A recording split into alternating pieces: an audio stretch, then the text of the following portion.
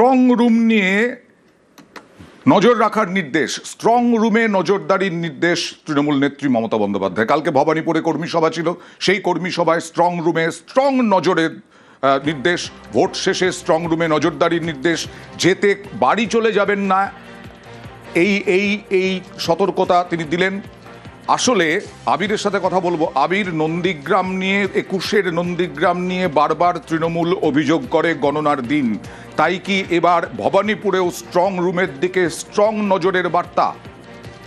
একদম সেটাই মনে করা হচ্ছে এবং নন্দীগ্রামের ঘটনার পর সেই মামলা এখনো পর্যন্ত বিচারাধীন অবস্থাতে পড়ে রয়েছে এবং লোডশেডিং এই শব্দকে নিয়ে তৃণমূল কংগ্রেস বারবার ধরে খোঁচাও দিয়েছে বিজেপিকে, বিরোধী দলনেতাকেও খোঁচা দেওয়া হয় এবং এই নির্বাচনের ক্ষেত্রে যাতে এই ধরনের কোনো পরিস্থিতি তৈরি না হয় সে কারণে সতর্ক করা হয়েছে। যারা কাউন্টিং এজেন্ট হন, কাউন্টিং এর দিন তাদের ভূমিকা সব থেকে বেশি উল্লেখযোগ্য থাকে, গ্রহণযোগ্য থাকে।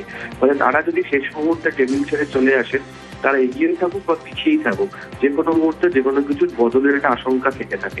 ফলে যে কোনো ধরনের অন্তর্ঘাত এড়ানোর জন্য যারা কাউন্টিং এজেন্ট হবেন, যারা কর্মী হবেন, তারা যেন সম্পূর্ণভাবে সতর্ক থাকেন সেটা মনে করি তিনি এই স্ট্রং রুমের কড়া নজরদারির প্রসঙ্গটিকে মনে করি। আর এই নিয়েও রাজনৈতিক তরজা তুঙ্গে।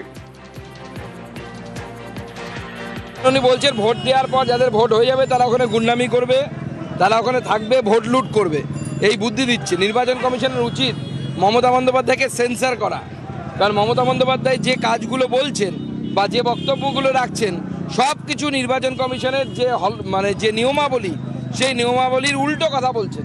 কারণ এই ধরনের বক্তব্য আগামী দিনে নির্বাচনের দিন গুন্ডামিয়ে বাড়াবে, বদমাশদের আশকারা দেবে এবং উস্কানি দেবে।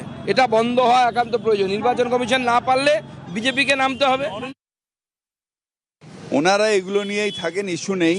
কোনো গুন্ডা বদমাইশি দিয়ে মমতা ব্যানার্জি ইলেকশন করেন না। আমরা ইলেকশন করি মানুষের সমর্থন নিয়ে, মানুষের কাছে যাই, মানুষের কাছে সমর্থন চাই, আশীর্বাদ চাই, মানুষ আশীর্বাদ করে। সেই জন্য ইলেকশন কমিশন ভুল করেছে সাধারণ ভোটারদের, এরা বলেছে ঘুষপেটিয়া, রোহিঙ্গা এসব বলে কমিউনাল ডিভিশন করবার চেষ্টা করেছে। আর ওইটার কনসেপ্ট তুলে অমিত শাহ ইলেকশন কমিশনকে দিয়ে এআইতে সাধারণ ভোটারদের তুলিয়ে দিয়েছে। সারা বাংলার ভোটার বিজেপির ওপর বীতশ্রদ্ধ হয়ে রয়েছে। বিজেপি কি পথে নামবে? পথে নামার লোকই নেই, ওদের কাছে ভাড়া করে নিয়ে আসতে হবে।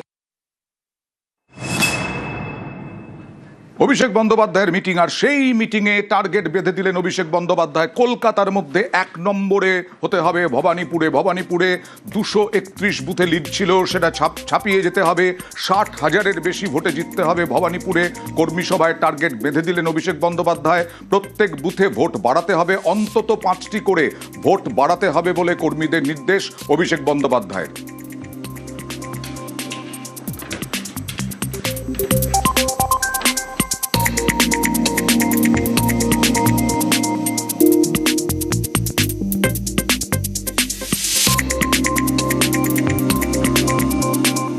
কর্মী সভায় কেন্দ্রীয় বঞ্চনার উল্লেখ অভিষেকের। তৃণমূল সরকারের রিপোর্ট কার্ড নিয়ে পৌঁছতে হবে ভোটারদের কাছে।